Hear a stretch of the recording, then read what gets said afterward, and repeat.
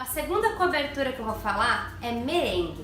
Mas o que é merengue, né? Porque é muito engraçado, até começar a fazer curso de gastronomia, eu nunca tinha ouvido falar o que era o nome merengue exatamente. Merengue se dá o nome de uma emulsão de ovos com açúcar. Quando você bate, ele vira aquela coisa brilhante, linda, sabe? Que a gente usa para fazer suspiro. Existem 3 tipos de merengue. O merengue suíço, o italiano e o francês. O francês é o mais comum utilizado no Brasil, eu acho que toda avó sabe fazer, porque a gente usa muito para fazer então os suspiros. É só bater a clara em neve e ir adicionando aos pouquinhos o açúcar.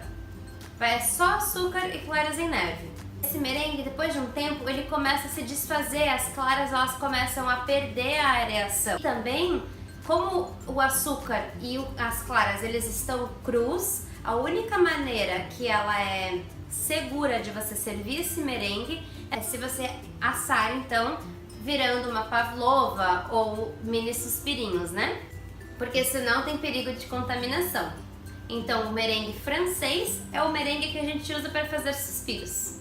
O merengue suíço é o merengue que a gente usa bastante para fazer coberturas, porque ele é muito fácil de fazer e não tem muito erro, sabe?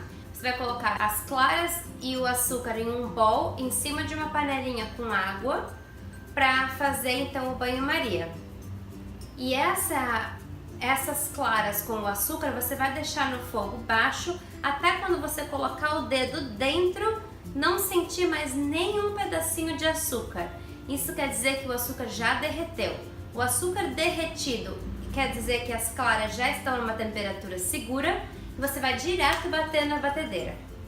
Esse merengue então é muito fácil, é muito difícil você ter erro nele. Ele já logo vira um merengue bem brilhante, bem bonito. É seguro porque ele vai estar cozido. E você pode utilizar para fazer muitas coberturas. Geralmente a gente usa para fazer coberturas que a gente vai usar o maçarico em cima e vai deixar queimadinho, sabe? Porque fica com aquele aspecto super bonito de um merengue queimadinho e aquele gostinho que até lembra um pouco de marshmallow. E o último merengue é o merengue italiano. É o merengue mais complicadinho de fazer, porque geralmente para você ter a consistência correta, você tem que ter um termômetro, ou então tem que ter um bom olho para aquelas caldas que a gente está fazendo aí, né? Para fazer o merengue italiano, você vai precisar então colocar o açúcar com um pouquinho de água, só até cobrir o açúcar, numa panelinha. E as claras deixar no bowl batendo aos pouquinhos para começar a espumar.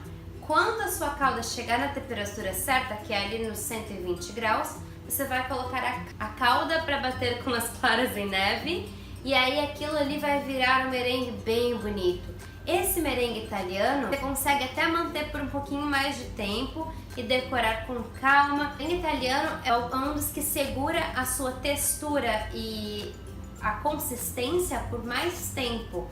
Então ele é muito utilizado para, por exemplo, quando você está num restaurante você precisa finalizar as coisas com um merengue, o italiano é a melhor opção. Mesmo com as diferenças de temperatura da cozinha, ele consegue manter a sua textura e cremosidade durante o dia, ele não vai perdendo a areação, sabe?